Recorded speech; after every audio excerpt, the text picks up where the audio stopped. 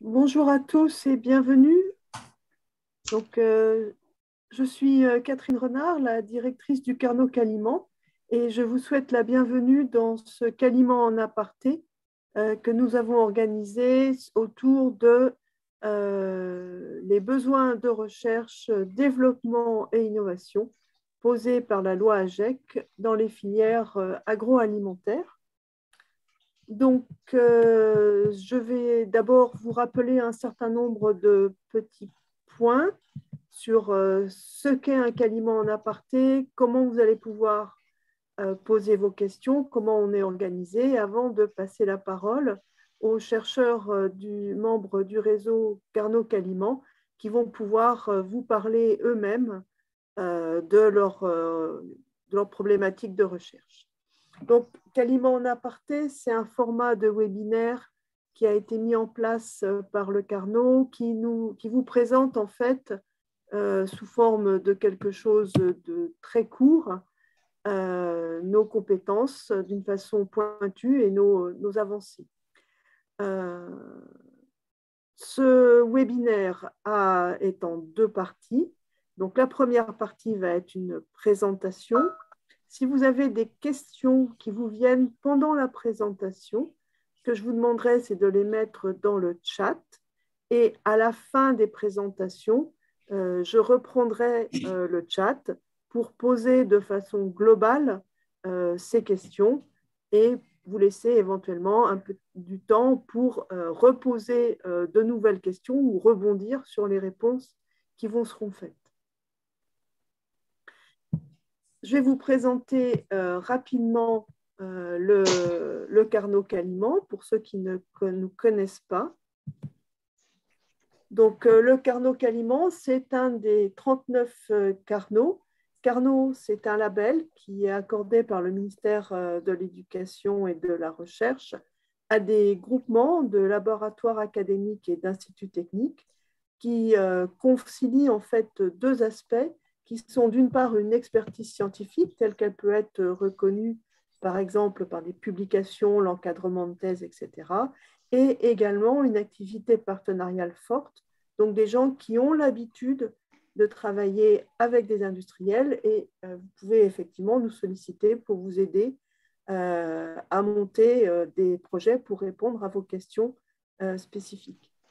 Donc, le Carnot Caliment, il est donc là pour promouvoir et faciliter cette recherche partenariale entre le public et le privé. Et Caliment, c'est donc la porte d'entrée pour les entreprises vers la recherche publique en alimentation humaine. Donc, le Carnot Caliment, c'est un réseau qui comprend 13 entités réparties sur l'ensemble de la France. Vous les voyez sur cette carte de France, donc je ne vais pas la relire, et 12 tutelles. Et donc, ce réseau se focalise développe des compétences sur 3 questions, sur les nouvelles protéines, les ferments fonctionnels et les probiotiques, donc des aspects plutôt biologiques, sur le développement durable et l'évolution de la demande sociétale, et c'est dans cet axe que s'inscrit le Carnot en aparté de ce matin, et puis l'alimentation pour des populations spécifiques, les qualités nutritionnelles et sensorielles. Donc, aujourd'hui, la thématique, ce sont les conséquences multiples de cette loi AGEC sur les industries agroalimentaires, les défis et les questions qu'elle pose et les diverses façons avec lesquelles les chercheurs membres du réseau Caliment peuvent vous aider à y répondre et à anticiper les évolutions futures.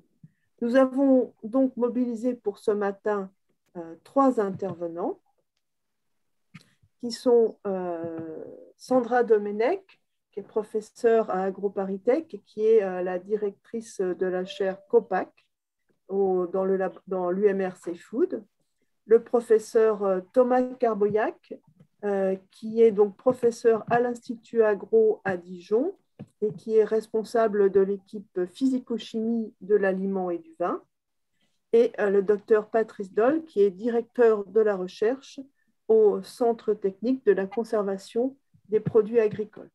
Donc, avant de leur donner la main, je vous rappelle, si vous avez des questions, vous pouvez les poser dans le chat. Les présentations vont être enregistrées, donc vous pourrez les retrouver ensuite sur la chaîne YouTube du Carnot Caliment. Et je passe donc maintenant la parole rapidement à Sandra pour qu'elle se présente. Mhm. Bonjour à tout le monde et je suis donc très heureuse d'être là et de pouvoir avec mes collègues vous présenter quelques résultats et quelques questionnements que nous avons autour de l'emballage. J'ai un background de moi de sciences des matériaux polymères et je suis membre de l'UMRC Food, comme ça vient d'être évoqué, qui est positionné dans le domaine des sciences des procédés alimentaires et qui a pour objectif de contribuer à l'innovation produits-procédés pour des systèmes alimentaires durables. Et l'emballage prend en fait une place dans cette stratégie. De plus, je suis membre de l'UMT SafeMath qui cherche à développer des outils pour la gestion du risque de sécurité sanitaire, sécurité chimique des emballages et j'ai récemment donc, contribué à la création d'une chaire de mécénat qui s'appelle chaire COPAC, qui est positionnée à l'intérieur de la Fondation AgroParisTech et qui cherche en fait à mettre autour d'une table tous les acteurs de la chaîne de valeur de l'emballage afin de développer une éco-conception commune. Merci. Et donc, je passe la parole à Thomas, je pense. Oui, merci. Très heureux également d'être parmi vous aujourd'hui pour discuter donc, de l'impact de la loi AGEC sur le secteur de l'emballage, en particulier l'emballage alimentaire. Donc pour ma part, moi je suis donc professeur à l'Institut Agro Dijon et donc j'effectue ma recherche au niveau de l'unité de recherche PAM pour procédés alimentaires et microbiologiques. Et je m'occupe d'une des équipes de recherche de cette unité, donc qui est physico-chimie des aliments et du vin, où on s'intéresse donc à la qualité, ce qui va faire la qualité des aliments et du vin. Et l'emballage occupe une place également donc, dans nos recherches, avec différents aspects qui vont des matériaux comestibles, des matériaux actifs, le développement d'emballage intelligent, la valorisation de ressources également pour produire des nouveaux matériaux d'emballage. Et donc, on va discuter d'une partie de ces travaux aujourd'hui ensemble. Donc, Patrice. Bonjour à tous, Patrice Dole, directeur de la recherche au CTCPA, qui est le Centre technique de la conservation des produits d'origine agricole.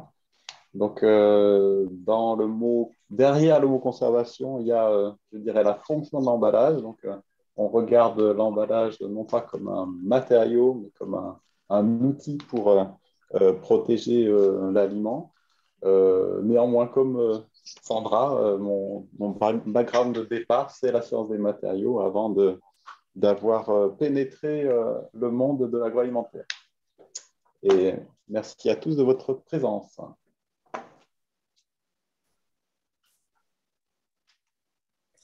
Merci à vous trois donc, pour votre présentation et merci Catherine pour cette présentation du Carnot Caliment. Donc, pour commencer ce webinaire, j'ai une première question. Donc, pourriez-vous nous rappeler ce qu'est la loi AGEC et comment elle impacte les filières agroalimentaires? Bien, donc je vais commencer à répondre à cette question avec, je dirais, la loi AGEC, c'est un texte qui est très large, qui est loin de concerner que l'emballage, puisqu'il y a un grand pilier sur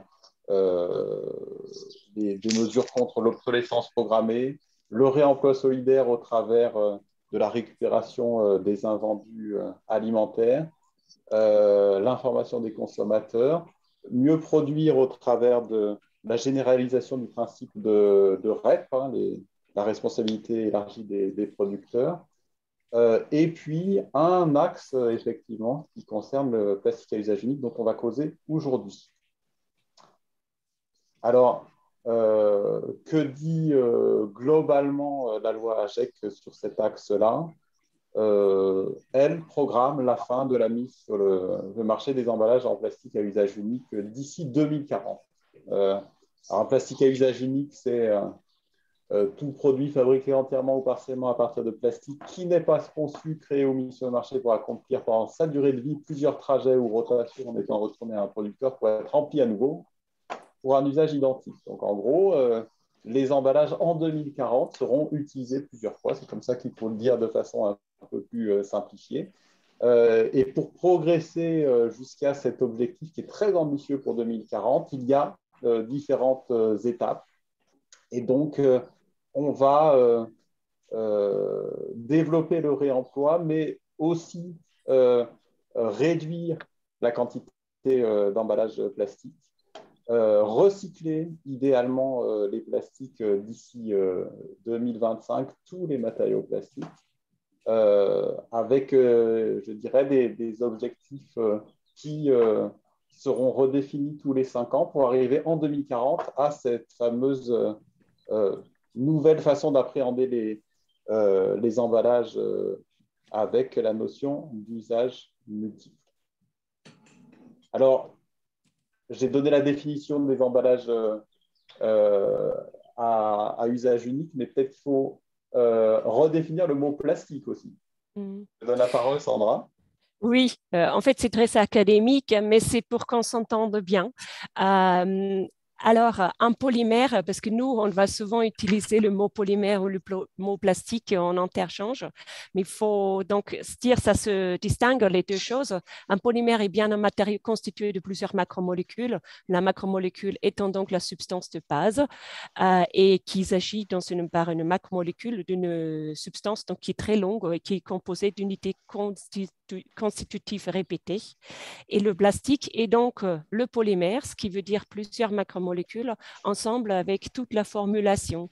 Donc les adjuvants technologiques et aussi les adjuvants esthétiques, par exemple, qui sont nécessaires à faire un produit. Un biopolymère, ça a été défini il y a fort longtemps déjà par la IUPAC, est une substance composée d'une macromolécule qui, elle, a été fabriquée par des organismes vivants. Et donc, les biopolymères que vous connaissez certainement, ce sont des protéines et des polysaccharides, par exemple. Et en bioplastique, ça c'est un terme générique qui était forgé à l'origine par l'industrie, mais qui a été repris par la plus grosse association dans le domaine. Et ça va dessiner des polymères qui sont soit biodégradables ou biosourcés ou les deux, et qui sont fabriqués par synthèse chimique ou par conversion métabolique. Ce qui veut dire qu'un biopolymère peut être un bioplastique également. Tant qu'on est à donner des définitions, hein, allons-y, puisque c'est souvent quelque chose qui est pas bien compris. Il ne faut pas confondre le recyclage, qui sera représenté aujourd'hui avec ce petit logo, et le réemploi. Le recyclage, je vais avoir une bouteille, par exemple en plastique, que je vais utiliser une première fois et je vais la reconvertir en matériau de base qui va me permettre de refabriquer une nouvelle bouteille. Donc, quand je fais ce petit dessin-là, on parle d'un usage unique. Donc, ce modèle, ce n'est pas le modèle de 2040, puisqu'on a dit qu'en 2040, il n'y aura plus d'usage unique.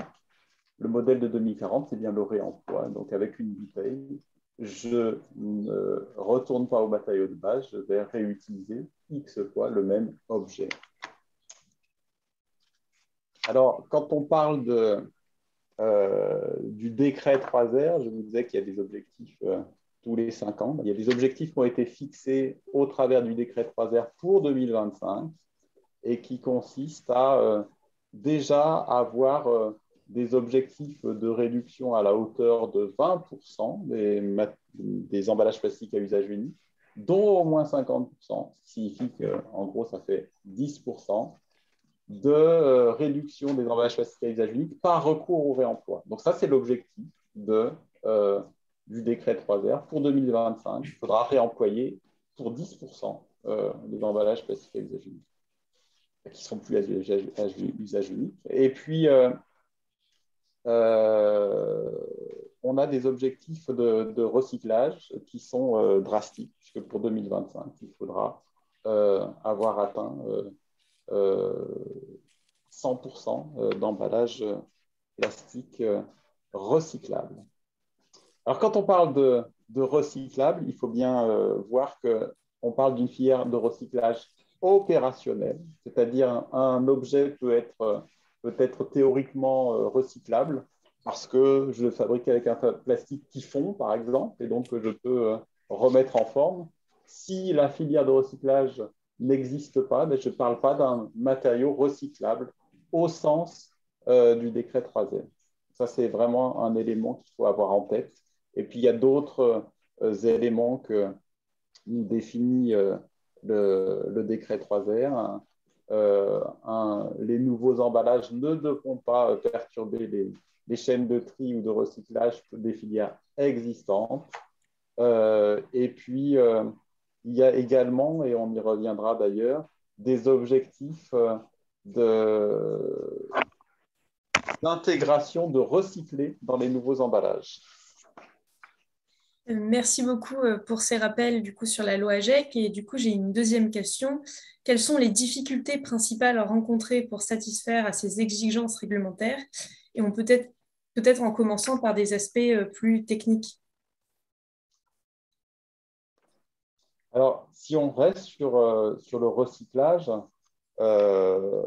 on est loin aujourd'hui de recycler tous les emballages. On les collecte, mais on ne les recycle pas tous. Et donc, ce que l'on fait un petit peu idéalement, c'est recycler des emballages généralement monomatériaux, qui sont nos bouteilles d'eau en PET, nos bouteilles de lait en HDPE, des barquettes PET non operculées, et puis les films de polyéthylène. Donc, il y a des filières en place, je dirais, pour des matériaux qui sont peu complexes. Et puis, pour un matériau, cerise sur le gâteau, on sait le faire retourner au contact alimentaire. C'est le cas du PET bouteille d'eau, que l'on sait décontaminer parce que les plastiques sont contaminables. Ils peuvent absorber des produits organiques indésirables pendant des usages ou des mésusages des emballages. Donc, il faut savoir nettoyer un matériau plastique. Et vous voyez qu'on ne sait nettoyer aujourd'hui que le PET. Donc, il y a des verrous à lever dans ce domaine-là pour être capable de déployer tous les objectifs de la loi AGEC.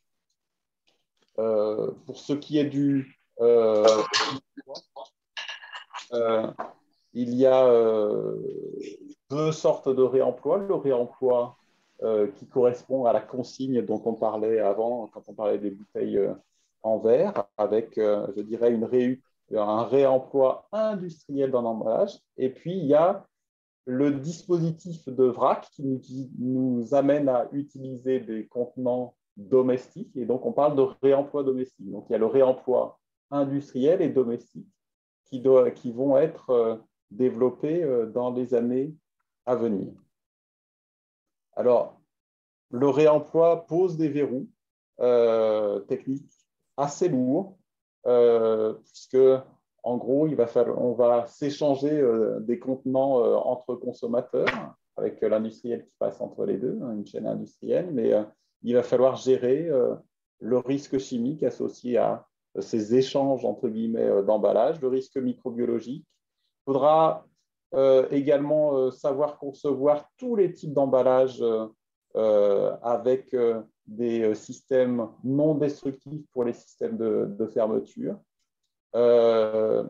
Et puis, élargir le concept du vrac, puisque aujourd'hui, le vrac est développé quasiment uniquement pour des produits secs ou non périssables. Et si on veut plus largement développer ce concept de distribution qui essaye de recourir à moins d'emballage, eh bien, il y a des progrès à faire, effectivement, dans les technologies pour les produits autres que secs et liquides. Donc, en plus du réemploi, un autre R est pour réduction.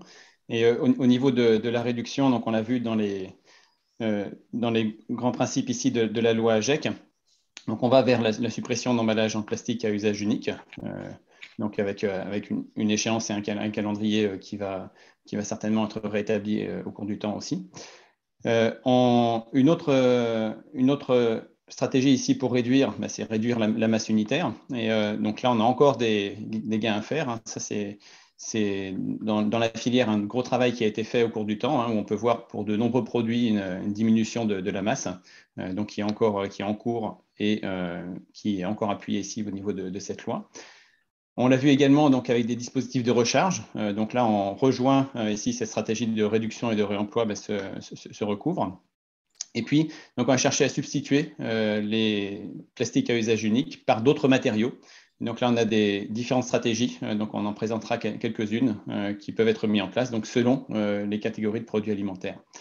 Et puis, donc, on va retrouver les mêmes exigences que précédemment pour le réemploi, donc au niveau des filières. Et donc, ça, je vais passer la suite qui est sur cette diapo, puisqu'on retrouve les mêmes critères.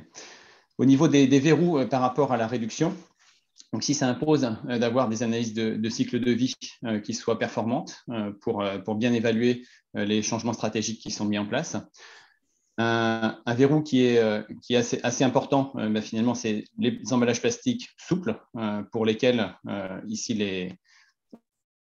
des alternatives doivent être mises en place et de bien intégrer les relations donc, entre performance, gaspillage et puis entre les deux, finalement, il y a la durée de vie du produit. Et donc, une partie ici des gains de qualité ont été apportés par l'emballage, de limitation aussi du gaspillage. Et donc, cette balance-là, elle est extrêmement importante aussi à prendre en compte. On l'a vu et on va le revoir au travers de quelques exemples, on a ici un amorçage très très fort vers les papiers cartons laminés plastiques, donc avec une induction plastique. On est dans cette stratégie de réduction. Ici, ce sera dans le cadre réglementaire jusqu'à 2025, mais ici, on voit très bien que ce ne sera pas une solution pour 2040. Donc, on doit ici développer d'autres solutions. Et ici, ça passe donc par la conception de papier carton fonctionnalisé, donc par des polymères naturels qui peuvent être une alternative intéressante pour certains produits.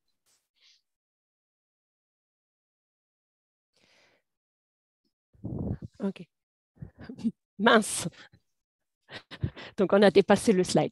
Alors, il y avait un quatrième R qui était avant la loi AGEC et donc qui était pour renouvelables et biodégradables. Donc, les matériaux qui sont regroupés sous le vocable bioplastique. Et en fait, ce qu'il faut bien comprendre, que ce quatrième R, il n'existe pas. La stratégie de shift vers des ressources renouvelables est absente de la loi AGEC et les plastiques renouvelables sont donc traités comme tous les autres plastiques et ils doivent être recyclables en 2025 et réemployables en 2040. Ainsi, le compostage n'est pas considéré non plus comme un recyclage chimique des polymères. Les polymères contribuent au compostage par l'apport de carbone et donc contribuent à la croissance microbienne, mais ne se retrouvent que dans des très faibles proportions dans la masse qui est retenue dans le compost au final. La méthanisation des biodéchets, ça permet au travers de la fabrication de biogaz d'être considéré comme une valorisation énergétique, mais là on est au-delà de la loi AGEC, mais c'est quelque chose qui quand même est en train de se développer à l'aune de la nécessité du tri de biodéchets. Et donc dans ce cas-là, les matériaux compostables pourront trouver une place, mais actuellement ce n'est pas forcément le cas parce que pas tous ces matériaux-là sont méthanisables. Il y a alors probablement besoin de redéfinir dans la suite la place des matériaux renouvelables et biodégradables dans une stratégie plus globale de diminution d'impact environnemental des plastiques et de diminution de la dépendance aux ressources fossiles.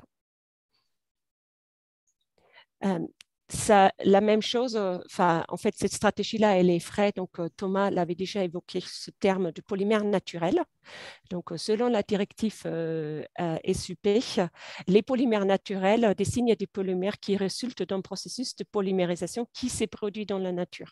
Donc, c'est tous les biopolymères que je vous ai déjà évoqués avant, donc cellulose, protéines, autre chose. Et elle y ajoute une deuxième condition, donc une substance naturelle doit être utilisée et retrouvée telle qu'elle. Elle n'est pas traitée ou uniquement extraite par des moyens manuels, mécaniques, ou gravitationnelle ou par la dissolution dans l'eau, par l'extraction à l'eau. Ce qui veut dire que même la pâte de papier, par exemple, ne compterait pas, non plus compte tous les amidons et celluloses modifiés, même s'il s'agirait là des additifs alimentaires, non plus compte la famille des polyhydroxyalcanoates qui sont produits par fermentation microbienne, mais qui ont besoin de bien d'autres choses que de l'eau pour être extraites. Donc, tous ces matériaux-là vont donc être soumis aux restrictions de la loi AGEC. Je vous ai donc parlé de biodégradation et de compostage. Donc, pour nous refixer les idées, un matériau biodégradable est bien un matériau qui est capable de se composer sous action métabolique des micro-organismes sous condition anaérobie en CO2 ou sels produits du métabolisme et apparition de nouvelles biomasses. Et en absence de l'oxygène, ça peut devenir du CO2, du méthane, de l'eau, nouvelle biomasse, sels et produits de métabolisme. Donc, la biodégradation est une sorte de potentiel d'un matériau, mais tout seul, ce terme-là ne nous dit pas encore grand-chose. Alors, il doit toujours être accompagné d'une indication de l'environnement dans lequel la biodégradation va avoir lieu et du temps de cette biodégradation. Et pour donner en fait cet environnement et le temps, on a des normes de compostage typiquement. Et donc là, on va shifter du biodégradable au compostable, qui est une précision.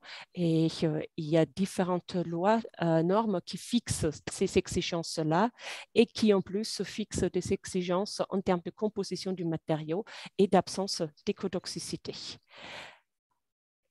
Il y a un deuxième terme qui est souvent utilisé, donc c'est la teneur en matériaux biosourcés.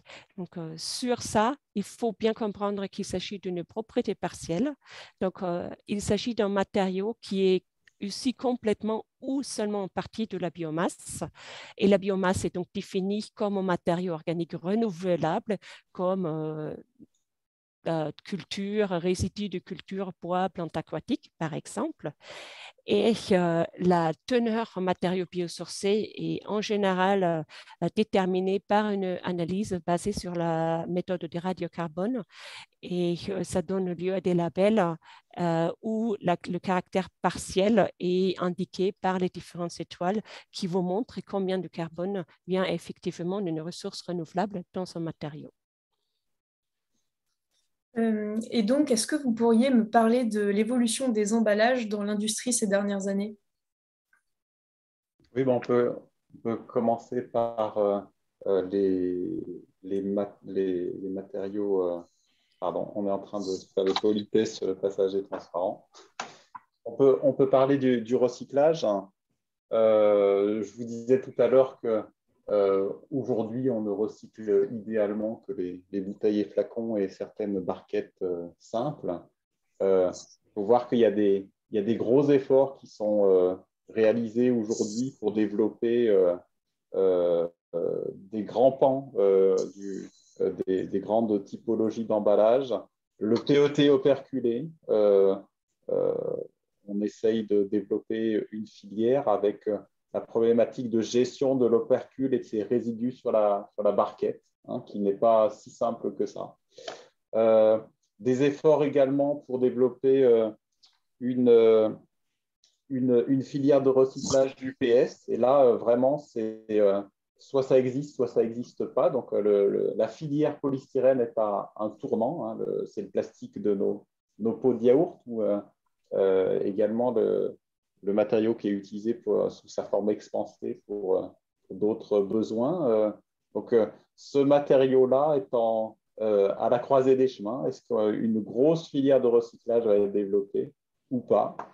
Et puis, des efforts de développement de voies de recyclage d'emballage un peu plus complexes, donc généralement pas uniquement en polypropylène, mais aussi d'autres associations de polymères. Et un scénario assez probable sera le développement assez fort du recyclage chimique dans ce domaine-là. Et puis pour finir, il y a tous les autres emballages, et notamment, vous avez beaucoup d'emballages de base très barrière, à base de PET souple, et pour lesquels on est vraiment à la croisée des chemins. Est-ce que des filières de recyclage vont être développées sur la base du recyclage chimique? Est-ce que ces matériaux vont être ultra simplifiés et recyclables en tant que matière, recyclage matière? Là, pour l'instant, il y a beaucoup de scénarios possibles, et d'ailleurs des scénarios différents en fonction des pays. Aujourd'hui, on ne parle que au niveau français. Je dirais, on est vraiment sur des typologies d'emballage, soit que l'on va quitter, soit pour lesquelles on trouvera des solutions pour 2025.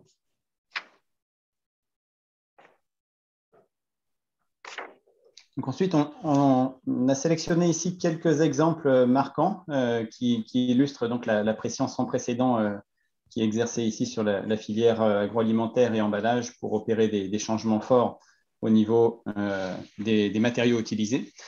Un premier exemple ici, c'est l'emballage du sucre, où on était dans les années 80 sur un matériau papier-carton, qui a évolué pour s'orienter vers l'utilisation de matériaux plastiques dans les années 90, qui a encore évolué, on le voit, là c'était en 2014, si on reprend l'illustration donc en haut à droite, pour aller vers des matériaux biosourcés, dont on a donné les définitions précédemment.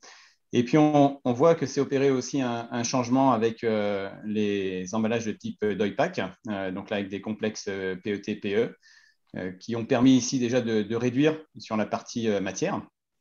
Et récemment, donc en 2019, donc on voit l'anticipation ici sur les changements de réglementation. Et donc là, dès 2019, un matériau donc considéré papier, donc 50% papier, avec ici une couche de polyéthylène donc, qui assure la barrière à l'eau, qui est ici un prérequis important pour ce produit. Et donc ici, avec des réductions, donc là, c'est la stratégie réduction qui nous intéresse, mais on voit que beaucoup plus largement, ici, la filière a suivi l'évolution des différents matériaux et différentes stratégies d'emballage qui ont pu être mises en place au cours du temps. Donc ici, réduction de moins 70% sur la part plastique.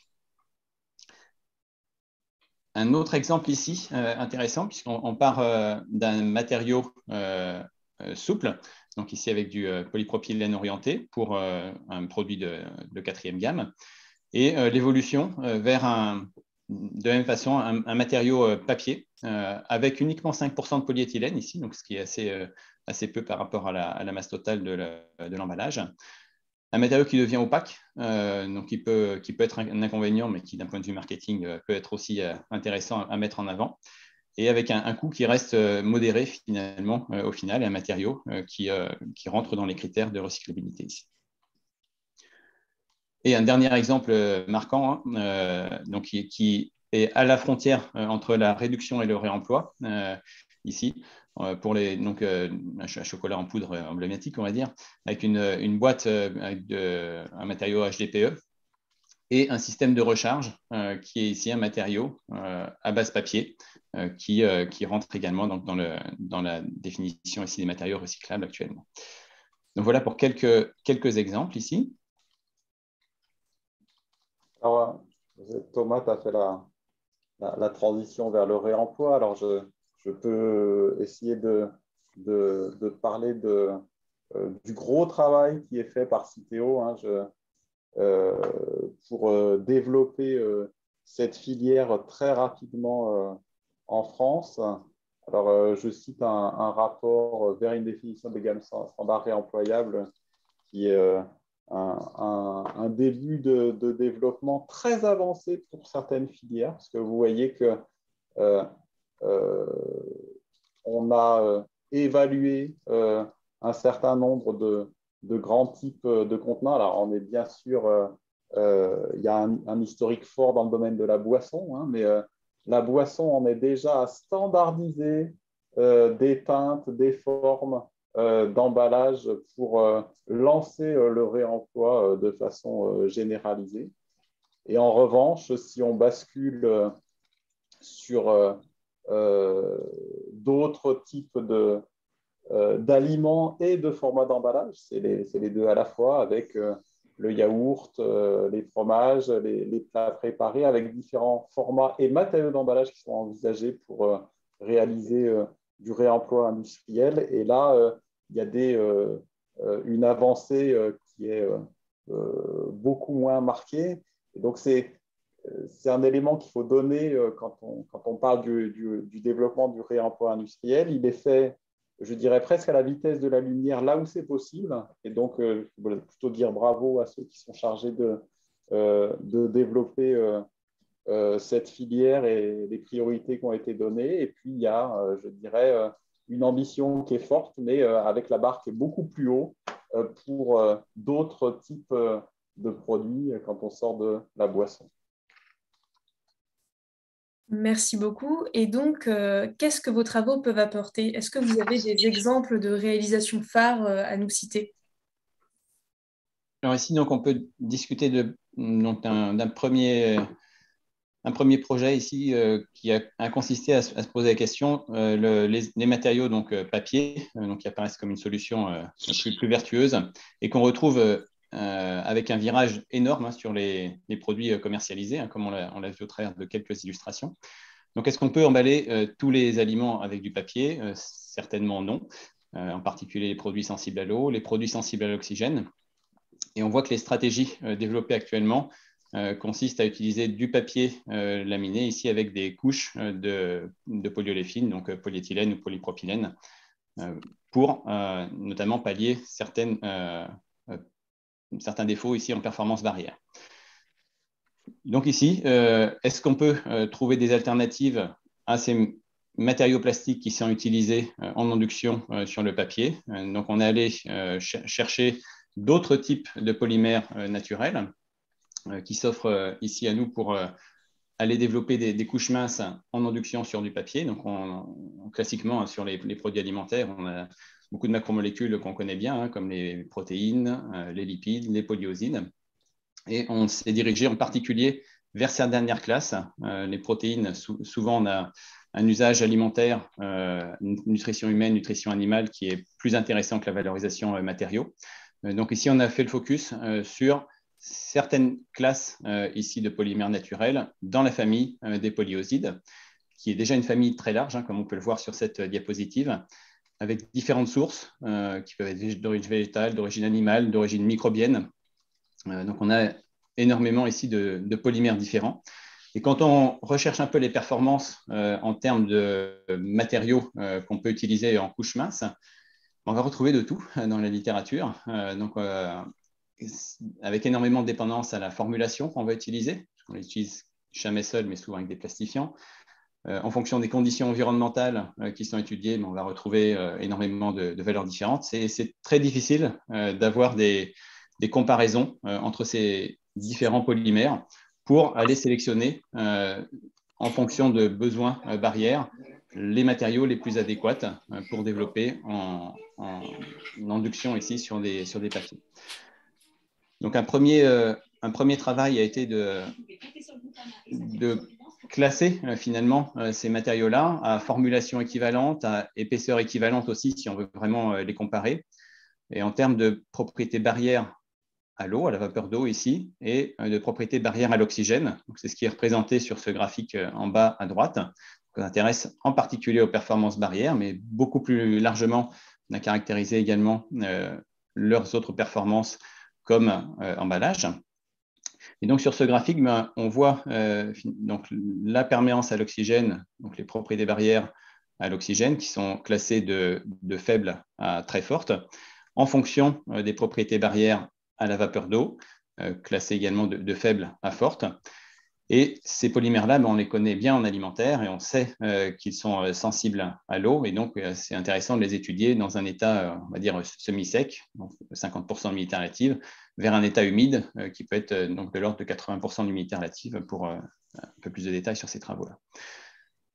On s'aperçoit, si on regarde les performances barrières à l'eau, qu'elles sont très dépendantes, effectivement, de l'état d'hydratation du polymère, qu'elles sont relativement faibles dans un état humide et dans un état semi-sec, qu'elles restent acceptables, puisqu'on les retrouve sur des propriétés moyennes jusqu'à fortes pour certaines.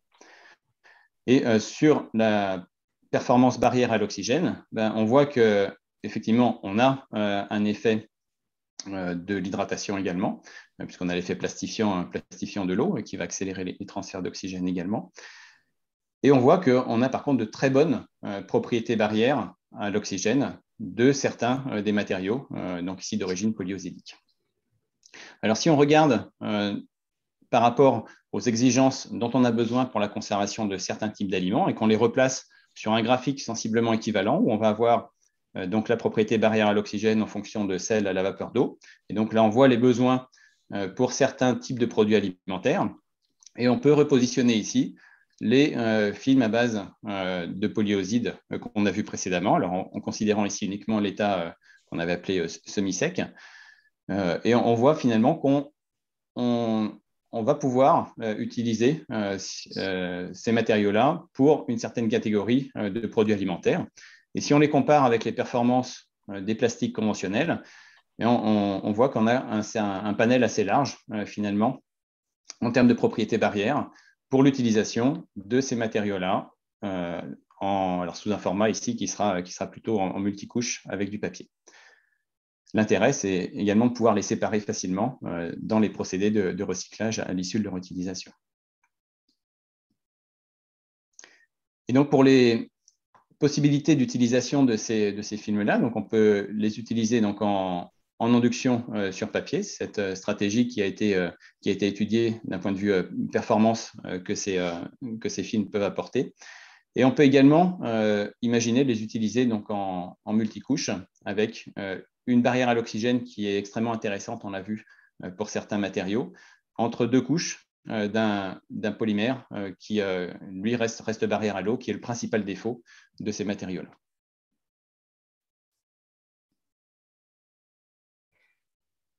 Donc, pour avoir un polymère qui a plus de propriétés barrières à l'eau, on va vous présenter d'abord le polylactide, parce que parmi les bioplastiques qui sont renouvelables et biodégradables, c'est probablement celui qui aujourd'hui a le plus de potentiel de développement, puisqu'il s'agit d'un polyester semi-cristallin vitre température ambiante, ce qui veut dire qu'il est apte pour l'emballage rigide, dans lequel il trouve aussi la plupart de ses applications, donc les pots, les couvercles, dans la vaisselle jetable.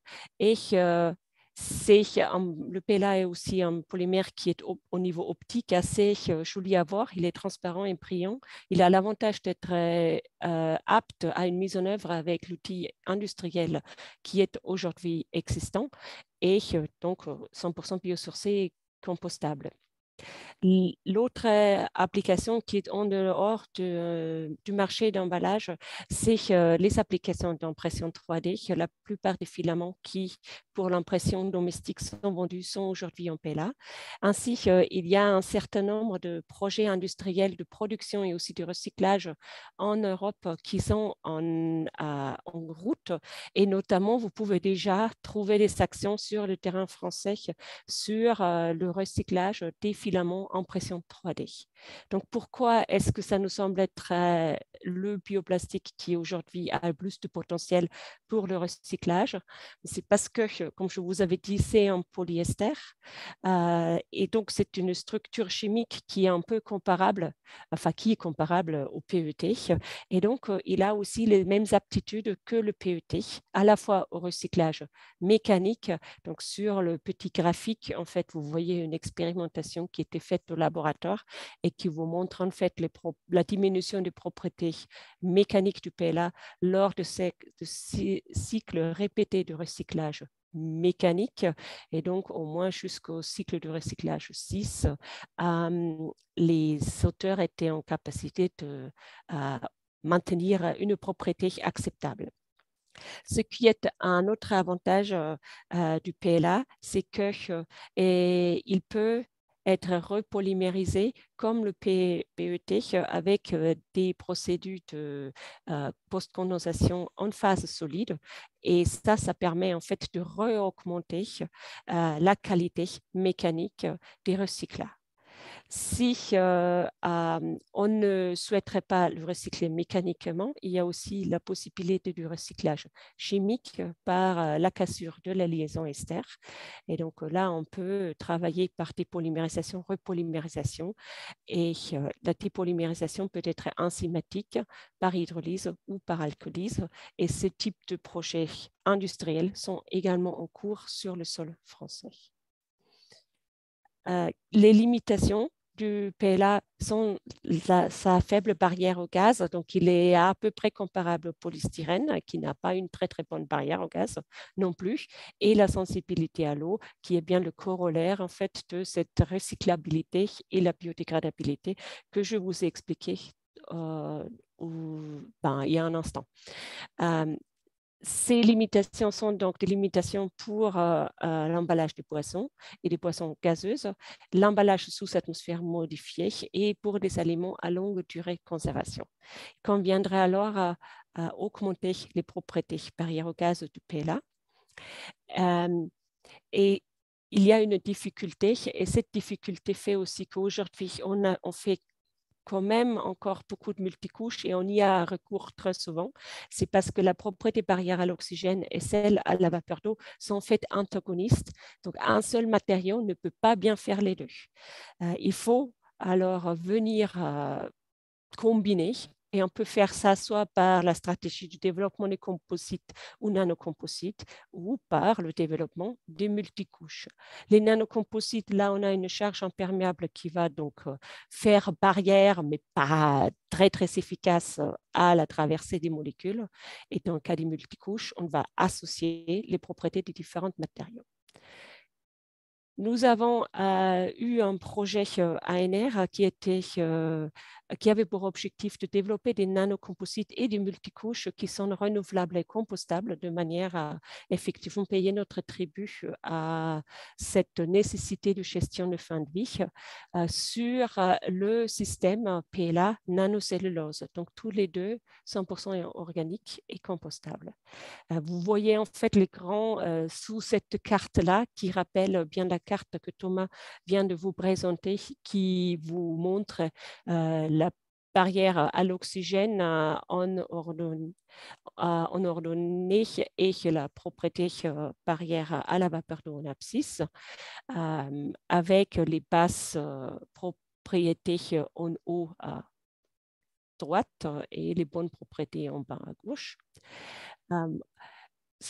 Les propriétés des nanocomposites obtenues sont marquées en rouge et celles des multicouches qui comprenaient uniquement des couches nanométriques de nanocellulose sont marquées en vert. Et ce qu'on peut observer, en fait, c'est que pour l'instant, on n'arrive pas à avoir un très, très bon compromis entre les deux systèmes.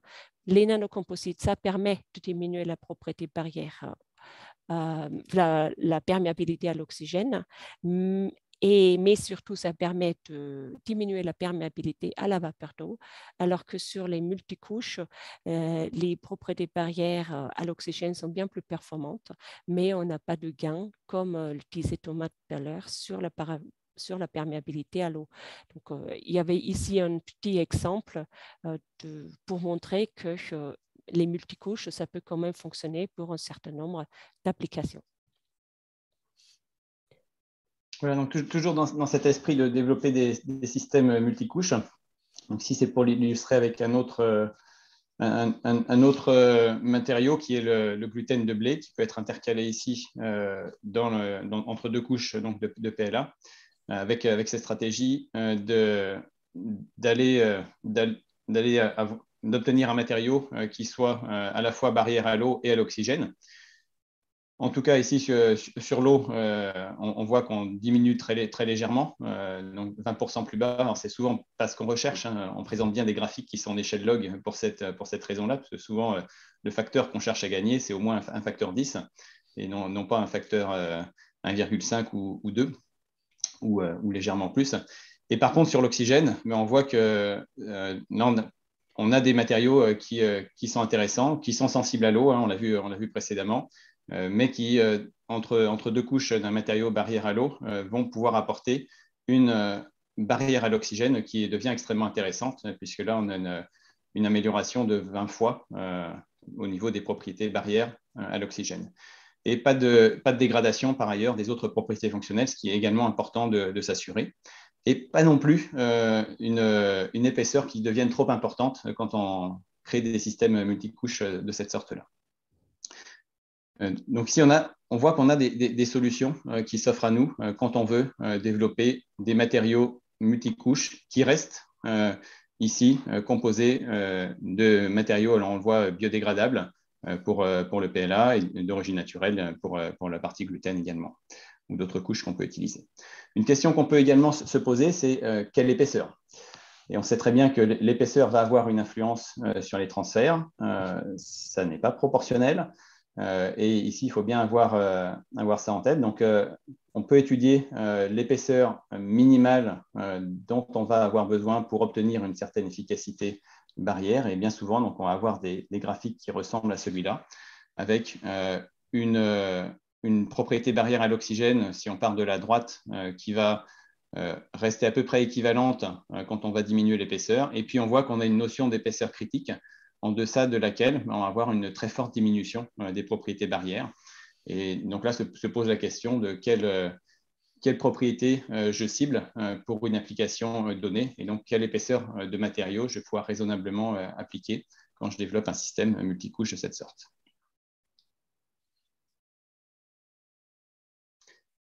Un autre point faible du PLA, donc c'est également sa stabilité. Donc, on a vu la partie barrière qui peut être améliorée par certaines stratégies. Et puis, la partie stabilité, donc elle est extrêmement intéressante puisque quand on veut aller vers des matériaux biodégradables ou compostables, on a besoin d'un matériau qui va se dégrader. Mais c'est important d'étudier à quelle vitesse celui-ci va se dégrader quand il va être en contact de produits alimentaires. Donc là, une étude qui avait été faite était de placer ce matériau-là au contact de conditions qui vont simuler la conservation d'un produit alimentaire, donc en se plaçant dans des humidités relatives de 50% à 100%, et également en phase en contact liquide sur une gamme de pH qui allait de 3 à 7, donc qui simulait ici les conditions qu'on peut retrouver au contact de produits alimentaires. On est ici sur un test accéléré, donc à 50 degrés, et on suit la diminution de masse molaire moyenne du PLA au cours du temps. Et donc, on voit qu'on va passer un seuil critique à partir de 40 à 50 jours pour les conditions donc, proches de la saturation pour la phase vapeur ou en contact liquide. Donc, on a cette hydrolyse du matériau qui commence à s'opérer dans ces conditions. Et ce qui est extrêmement intéressant également de noter ici, donc on voit bien qu'on a des cinétiques qui dépendent des conditions d'humidité relative, donc pendant le stockage au contact d'un produit alimentaire qui va avoir une certaine activité de l'eau, on simule cette condition-là. Et on voit également qu'en contact liquide, finalement, ce n'est pas la condition la plus drastique, mais celle pour laquelle la cinétique est la plus rapide, ça va être les conditions à très forte humidité relative. Pourquoi ici? Parce qu'on a une accumulation des produits de dégradation en surface de l'emballage qui jouent un effet catalyseur et qui vont accélérer la cinétique dans ces conditions-là. Donc, pas forcément. Alors qu'en contact liquide, finalement, on a une dilution de ces catalyseurs dans la phase liquide. Donc, finalement, la condition la plus drastique n'était pas celle qu'on peut imaginer au départ, qui est la phase liquide, avec ces effets de catalyse. Donc, ici, ça nous amène en tout cas à bien avoir en tête que l'utilisation de ces matériaux-là, finalement, va être possible pour certaines catégories de produits alimentaires et pour d'autres, ça remet en question aussi les tests classiques de durée de vie qu'on peut établir et notamment le lien avec le matériau d'emballage qu'on va choisir. Et donc, pour les produits à très forte humidité relative ou ceux qui sont sous forme de gel ou contact liquide, on a des tests ici de vieillissement qui sont clairement à mettre en place pour s'assurer ici de la stabilité du matériau durant le temps de conservation du produit. Merci beaucoup pour tous ces exemples de matériaux. Et du coup, si j'ai bien compris, il y a aussi des difficultés en termes d'organisation des filières. Oui, en fait, on peut se dire qu'il y a vraiment deux types d'innovation. Il y a besoin d'innover sur les emballages. Et puis, la filière a besoin de co-innover et puis d'accueillir des nouveaux acteurs. Et donc, par exemple, quand on parle du réemploi, le nouvel acteur, c'est l'acteur qui va se charger d'une collecte qui va devenir un peu plus spécifique que la collecte des emballages d'aujourd'hui, non destructive notamment, et puis acteur industriel qui va s'occuper de la partie lavage. Et donc, quand on envisage aujourd'hui des grands scénarios, comment est-ce qu'on va réussir à introduire un nouveau grand type d'emballage réemployable, on voit que il y a toujours du rouge dans la ligne. Donc, il y a un acteur qui va, entre guillemets, pas être content. Si je donne l'exemple de toutes les modalités operculables, puisque, par exemple, on se dit le verre capsulé, c'est un standard dans le domaine du verre, mais si je veux pénétrer toutes les lignes de conditionnement existantes des entreprises agroalimentaires, je suis plutôt dans des systèmes de fermeture qui passent par un thermocellage. Donc, je vais essayer d'introduire l'emballage réemployable verre operculé, inox operculé, plastique operculé. Alors ça, on est plutôt dans le standard.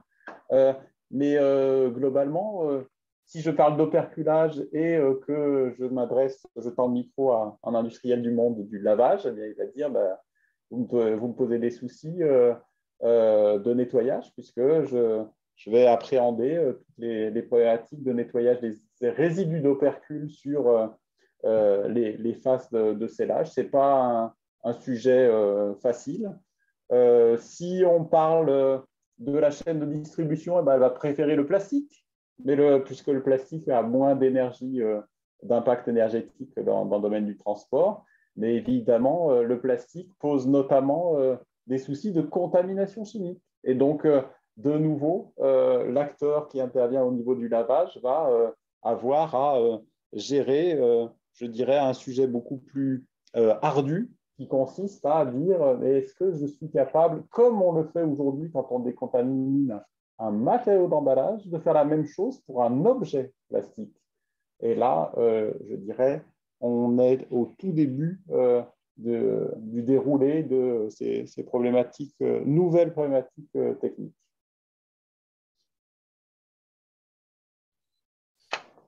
Pareil, donc il y a un besoin d'un espace de co-construction pour les co-conceptions des emballages qui en fait puissent amener autour d'une même table tous ces acteurs-là, parce que la filière, la chaîne de valeur, elle est complexe comme toutes les chaînes de valeur, et aujourd'hui on assiste quand même encore beaucoup dans cette chaîne de valeur à des discussions que je dirais sont bipartites, où en fait on va venir s'échanger avec le participant juste avant et juste après, mais on ne va pas aller chercher plus loin justement de ce nouveaux intervenants dans la chaîne de valeur. Et typiquement aussi récolter l'avis des acteurs de traitement de fin de vie, parce qu'ils ont aussi des besoins, des exigences envers en fait le déchet qui leur arrive, soit pour pouvoir mieux le trier, pour pouvoir mieux le recycler.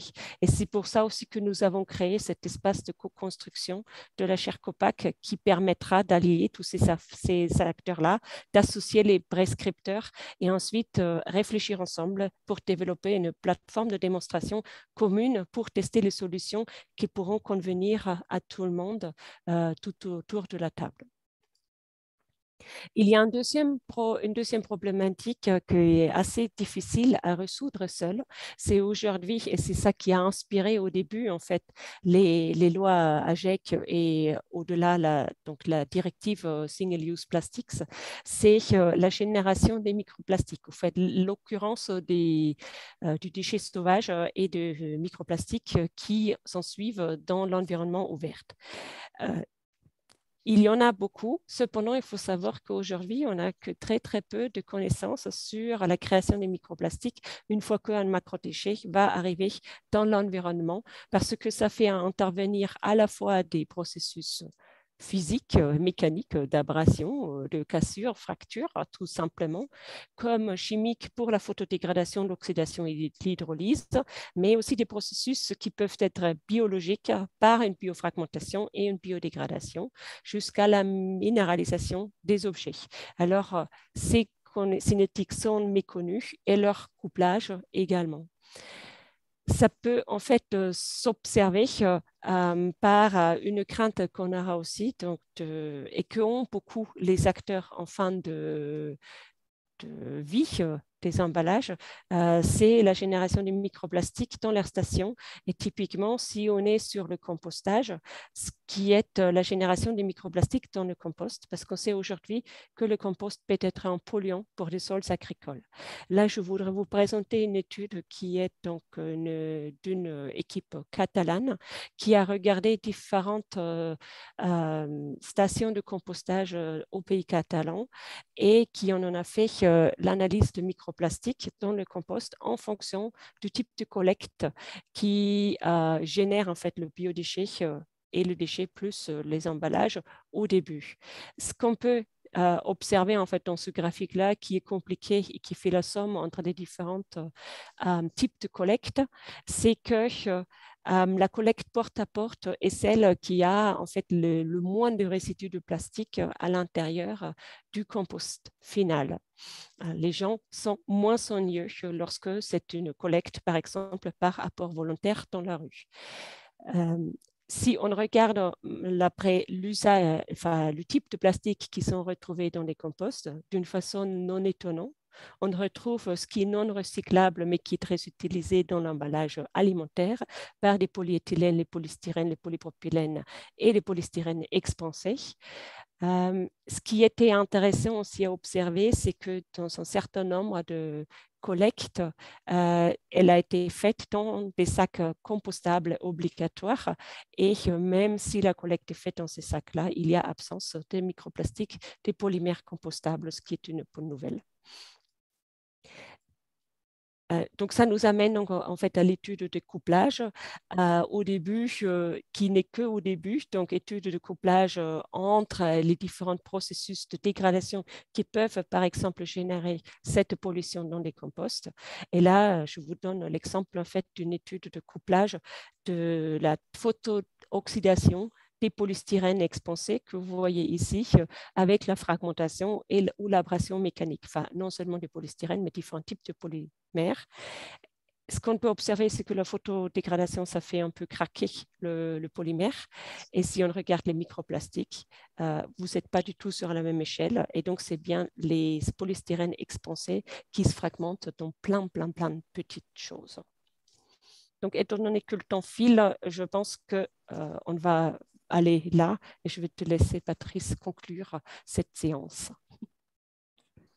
Cette partie sur nos principaux défis, et je voulais revenir sur le réemploi avec, je dirais, on a insisté sur le fait qu'il fallait innover dans le domaine des emballages, innover dans la construction de la filière. Il y a aussi un autre axe, c'est innover dans les tests, puisque aujourd'hui, si on parle du réemploi, on va le qualifier par la notion de réemployabilité. On a inventé le mot, mais on n'a pas encore vraiment conçu ce qui était derrière. Donc, il faut innover sur les tests et par exemple, uniquement sur l'aspect contamination chimique des emballages réemployés et la qualification de l'aptitude à décontaminer un emballage en vue d'un réemploi en contact alimentaire, eh bien, il va falloir inventer les tests qui permettront de réaliser un challenge test des processus de lavage qui devront, je dirais, conduire à la même qualité que les systèmes de décontamination des matières que l'on utilise aujourd'hui.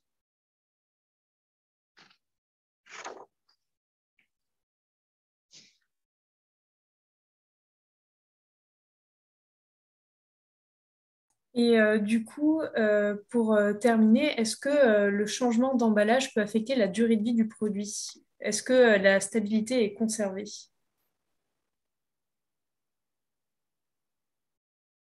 Oui, donc ici, ça c'est un des enjeux et une des grandes questions finalement à se poser. On était dans une situation où on avait souvent des matériaux d'emballage avec des propriétés un peu surdimensionnées par rapport aux besoins pour les produits. D'un autre côté, il ne faut pas oublier non plus que l'emballage, c'est aussi une solution qui permet de limiter le gaspillage alimentaire. Et donc, bien se placer à la frontière entre les deux, où il va falloir repenser finalement les besoins pour les produits alimentaires par rapport aux matériaux et par rapport à des matériaux dont les propriétés vont évoluer aussi d'un point de vue stabilité au contact des produits alimentaires. Donc, les solutions qu'on voit venir, et en tout cas dont on voit qu'on a besoin d'aller vers de nouvelles solutions, mais elles vont nous obliger à repenser finalement les tests de vieillissement accéléré classiques, les besoins produits, et trouver ici la frontière entre avoir un juste équilibre entre les propriétés requises et limiter le gaspillage d'un autre côté. Et en prenant bien en compte ici cet aspect stabilité des matériaux dont les propriétés vont évoluer au cours du temps en contact avec le produit. Alors, si on parle de gaspillage, on a réalisé un projet européen qui s'appelait MyPack et qui consistait à innover pour, je dirais, accompagner des innovations d'emballage pour leur accès marché et des emballages qui étaient tous vertueux d'un point de vue environnemental, mais pour des raisons totalement différentes. Je suis biosourcé, je suis très efficace. Et quand on parlait d'efficacité, parce qu'on a réalisé des évaluations consommateurs, quand on parlait d'efficacité des emballages et qu'on disait un emballage est très vertueux d'un point de vue environnemental parce qu'il permet de réduire le gaspillage alimentaire, le consommateur disait « je ne vois pas le rapport, on réduit le gaspillage alimentaire, mais je ne vois pas le lien avec la réduction des impacts environnementaux. » Le consommateur ne comprenait pas que gaspiller un aliment, c'est gaspiller quelque chose qui a eu des impacts environnementaux pour exister. Un aliment, ça a des impacts environnementaux. En revanche, le consommateur comprend totalement qu'un emballage représente un impact environnemental. Et donc, on a réalisé tout un travail pour, je dirais, vulgariser le fait qu'il y avait une équivalence et on pouvait exprimer, par exemple, en termes d'iso-impact, un emballage papier avec son équivalent alors, je crois que l'indicateur, c'était le réchauffement climatique, mais son équivalent en petites tomates cerises. Donc, un emballage papier, 2 tomates cerises, une barquette, 5 tomates cerises et une barquette très évoluée qui était chiffrée en impacts environnementaux avec un grand nombre de tomates cerises. Et puis, quand on pose la question comme ça, quel est l'emballage le plus impactant? Forcément, le consommateur va dire de nouveau, c'est bon, c'est le papier, il représente, j'ai compris tout ce que vous m'avez expliqué, il représente 2 tomates cerises. L'embêtant, c'est que si l'on retourne à la fonction de l'emballage et qu'on va faire des opérations, on va compter des tomates, donc on est vraiment dans la vulgarisation du sujet. Finalement, je contiens un certain nombre de tomates, je retranche une partie de gaspillage alimentaire, je retranche un nombre de tomates représentés par les impacts de l'emballage et j'obtiens des impacts utiles. Et il se trouve effectivement que si je consomme un produit après un jour de conservation, le nombre de tomates le maximal est avec l'emballage papier. Mais si je parle de 5 jours de conservation, le meilleur emballage, donc le plus vertueux d'un point de vue environnemental, sera une barquette plastique simple. Et puis, si je suis sur 12 jours, je pourrais peut-être tomber sur des évaluations équivalentes de mes impacts environnementaux avec des emballages qui, néanmoins, ont des impacts sur le gaspillage alimentaire différents. Et donc, c'est très important de revenir à ces fondamentaux-là parce que La loi, finalement, désigne l'emballage comme un futur déchet, mais il ne faut pas oublier, et quand on fait de la CV, il faut encore moins l'oublier, que l'impact d'un emballage, il ne faut pas regarder l'impact de l'emballage, il faut regarder l'impact du couple emballage-produit. Et le couple emballage-produit, nécessairement, fait intervenir la notion d'efficacité de l'emballage. Et là, on voit que le sujet dont on cause, il est beaucoup plus complexe que ce qu'on pourrait penser au départ.